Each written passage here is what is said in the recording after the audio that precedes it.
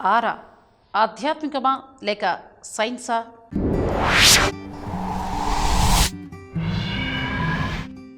Paranormal సైన్స్లో చాలా ఆసక్తికరమైన అంశంగా ఉండే ఆరా గురించి కొన్ని ఆసక్తికరమైన అంశాలను తెలుసుకోవడానికి ప్రయత్నం చేద్దాం. రండి. ఇదటు సైన్స్ను ఇటు శాస్త్రీయతను మేళవించుండే విశ్లేషణ కనుక దీనిని పరిపూర్ణ దృష్టి కేంద్రీకరించి ఆస్వాదించాల్సిందిగా మా మనవి. ఆరా ఈ మాటకు అర్థం ఒక మనిషి లేదా వస్తువు చుట్టుపక్కల అల్లుకునున్న కాంతి పొర. ఇది సాధారణ కంటికి కనబడదు లేదా ఎటువంటి ఎక్స్రే మిషన్లకు దొరకదు. ఆధ్యాత్మిక వివరణ ఇచ్చారు మన సనాతన ధర్మంలో యోగ నిద్రలో మునిగిపోయిన ఋషివర్యులు. అక్కడ కొన్నేళ్లుగా తపస్సు చేస్తుండడంతో వారి చుట్టుపక్కల అమోఘమైన సానుకూల శక్తి అంటే పాజిటివ్ ఎనర్జీ నెలకొనబడి ఉంటుంది కనుక తిండి నిద్ర కాలకృత్యాలు కూడా లేకుండా వారు ఆరోగ్యవంతంగా జీవించగలరు అని మనకి చెప్తున్నాయి ఎన్నో వివరణలు. కానీ మిగతా విషయాలలాగానే వీటికి శాస్త్రీయత అందివ్వాలన్న దృఢ సంకల్పంతో పరాయి దేశస్థులైనా కూడా మన వేద విజ్ఞానాన్ని గౌరవించి పరిశోధనలు చేయటం ప్రారంభించారు బయట దేశ శాస్త్రవేత్తలు ఎందరో.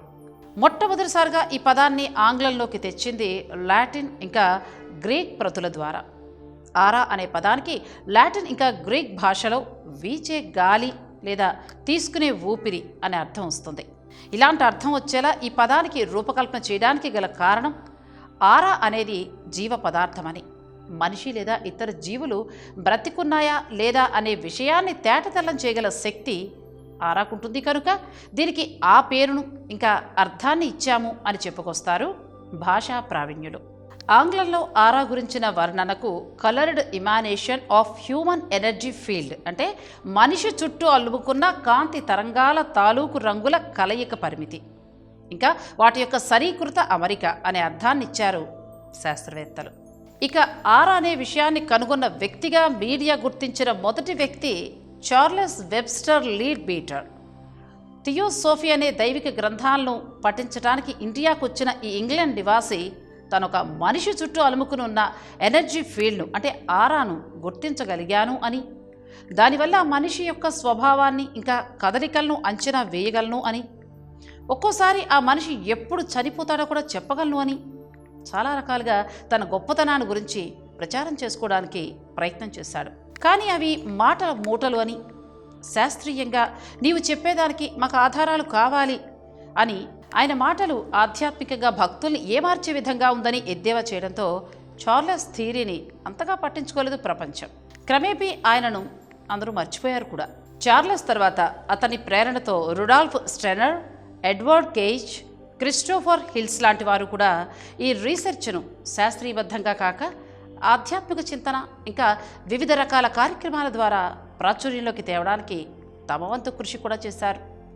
60 నుండి 80ల వరకు వారు చేసిన కార్యక్రమాలు మిశ్రమ ఫలితాలను ఇవ్వడంతో క్రమేపీ ఈ వాదన మరుగునపడి అంతగా ప్రాచుర్యం లభించకుండానే వెనుతిరిగిపోయింది. ఇక ప్రజల్లో ఇదొక బూటకపు సిద్ధాంతం అనే మచ్చపడ్డంతో తమ సనాతన వేదాల సారాన్ని పరిశోధన పేరుతో ఇలా అపహాస్యం చేయడం తగదు అని ఎందరో పెద్దలు మండిపడ్డారు. కానీ వారి మాటలు దేవుడు విన్నాడో ఏంటో అన్నట్లుగా ఒక శాస్త్రవేత్త శాస్త్రీయ ఆధారాలతో ఆరాను ఇంకా దాని యొక్క లోగుట్టును ప్రపంచం ముందుకు తీసుకొచ్చాడు. ఆయనే రష్యాలోని ఏకతెరినోదార్లో 1898లో జన్మించిన అపర మేధావి సెమ్యోన్ డేవిడోవిచ్ కిర్లియాన్. ఈయన సృష్టించిన కిర్లియాన్ ఫోటోగ్రఫీ అనే ప్రక్రియ అమోఘమైంది, అద్భుతమైందని ప్రపంచ దేశాలు మొత్తం నీరాజనాలు అందించడంతో ఈ ఆరా అనే కాన్సెప్ట్ను కిర్లియాన్ ఫోటోగ్రఫీకి అనుసంధానించారు శాస్త్రవేత్తలు. ఇంతకీ ఈ కిర్లియాన్ ఫోటోగ్రఫీలో అంత అద్భుతమైన విషయం ఏముంది అని అంటారా?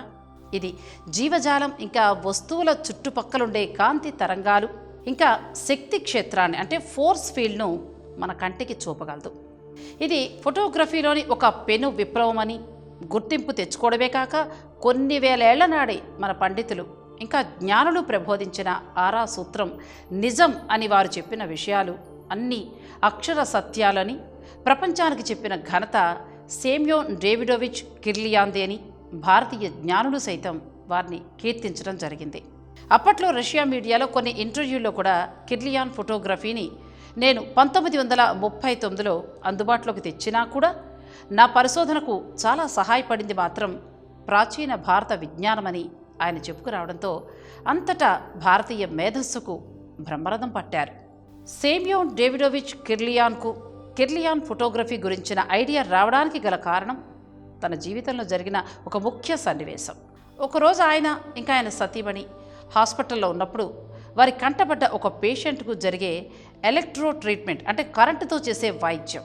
క్రాస్పోడార్ ఆసుపత్రిలో ఇలాంటి ట్రీట్మెంట్లు జరగడం సర్వసాధారణమే అయినా కూడా ఎందుకో సేమియోన్ డేవిడోవిచ్ కిర్లియాన్కు కొన్ని సంకేతాలు అందాయిట. అప్పటికి ఆయన మన వేదాలలో నిక్షిప్తమై ఉన్న ఆరా గురించి చదువుతూ ఉన్న సమయంలో మనకు తెలిసిన మనిషి చుట్టూ ఏమైనా ఫోర్స్ ఫీల్డ్ ఉంటుందా, అది మనిషి భావోద్వేగాలకు ఏమైనా స్పందిస్తుందా, కోపం, ద్వేషం, శృంగారం, ఆకలి, నిద్ర, ఇంకా అలసట లాంటి సమయాల్లో అది ఎలా ఉంటుంది అన్న విషయాల మీద ఆయన పరిశోధన చేయటం ప్రారంభించారు. భర్తకు తగ్గ భారీగా సేమియోన్ డేవిడోవిచ్ కిర్లియాన్కు వచ్చిన ఆలోచనని ఆచరణలో పెట్టడానికి ఆయన భార్య కూడా ఆ ప్రయోగానికి నా వంతు సహాయం చేస్తాను అని అనడంతో ఈ సైంటిఫిక్ కపుల్ల 20 ఏళ్ల కష్టం 70ల దశకంలో బయటపడింది. ఇది సేమియోన్ డేవిడోవిచ్ కిర్లియాన్ చరమదశ కావడంతో ఆయన ఈ విశ్లేషణ తాలూకు వివరణను ఎన్నో నోట్స్ రూపంలో భద్రపరిచి 1978లో మరణించారు. ఈయన సృష్టించిన ఈ కిర్లియాన్ ఫోటోగ్రఫీ ద్వారా కాంటాక్ట్ ప్రింట్ ఫోటోగ్రఫీ అనే పద్ధతిని పునర్నిర్మించి దానిని మన కళ్ళకు కనబడే రంగుల రూపంలో సృష్టించారు శాస్త్రవేత్తలు. అప్పటి నుండి మనిషి ఇంకా ఇతర జీవులు ఇంకా వస్తువుల చుట్టూ ఆరా ఉంటుంది అనే నిర్ధారణకు వచ్చారు శాస్త్రవేత్తలు. ఇక అన్నిటికన్నా ముఖ్యంగా చెప్పుకోవాల్సిన విషయం ఏంటి అనంటే ఈ కిర్లియాన్ ఫోటోగ్రఫీ ద్వారా మనుషులు లేదా జంతువుల చుట్టూ ఉండే ఆరా కూడా ప్రభావితం అవుతుందని నిర్ధారణ అయింది. వారు నవ్వినప్పుడు, ఏడ్చినప్పుడు లేదా శృంగారంలో పాల్గొన్నప్పుడు, తినేటప్పుడు ఒక్కో చర్యకు ఒక్కో ప్రతిచర్య జరుగుతుంది అని, దానికి ఈ ఆరా ఖచ్చితంగా స్పందిస్తుంది అని చెప్పుకొస్తారు వారు.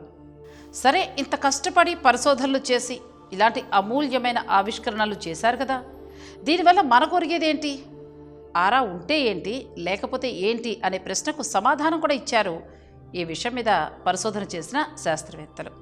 ఆంగ్లంలో బాగా ప్రాచుర్యం పొందిన అంశం energy can neither be created Nar destroyed.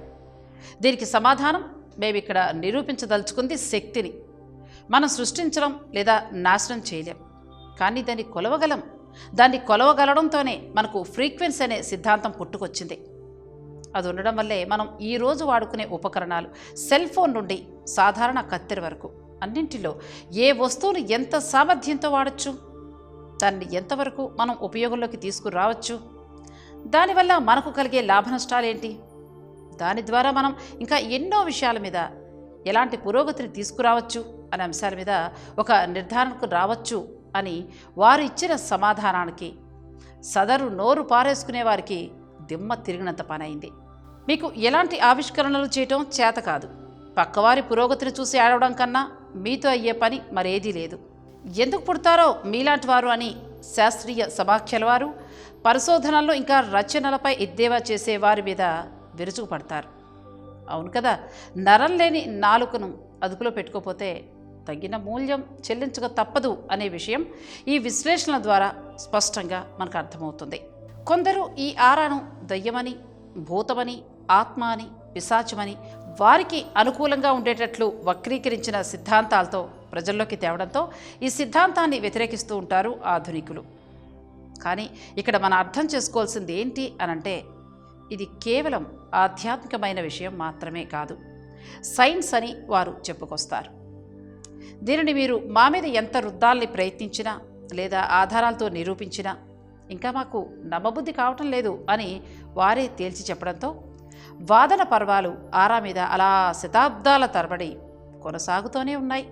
ఇంకా మానసిక నిపుణులు ఆరాను మనం చూడడానికి గల కారణాలను సినెస్థేషియా అని అంటారు. ఇదొక కాగ్నిటివ్ మెమరీ రెస్పాన్స్, అంటే భ్రమలాంటి ఒక పరిస్థితి అని, మన కళ్ళల్లో ఉండే కొన్ని కణాల సమూహం ఇంకా మన మెదడులో ఉండే అమరికల వల్ల మనకు కొన్ని రంగులు కనబడుతూ ఉంటాయి. అంతే తప్ప ఇదేదో శక్తి అని ఖచ్చితంగా చెప్పలేమని వారే సెలవిస్తున్నారు. సో అదండి సంగతి. ఈ ఆరా అనేది ఆధ్యాత్మికమా లేక శాస్త్రీయమా అన్న మీమాంస మాత్రం ప్రజల్లో ఇంకా ఉంది.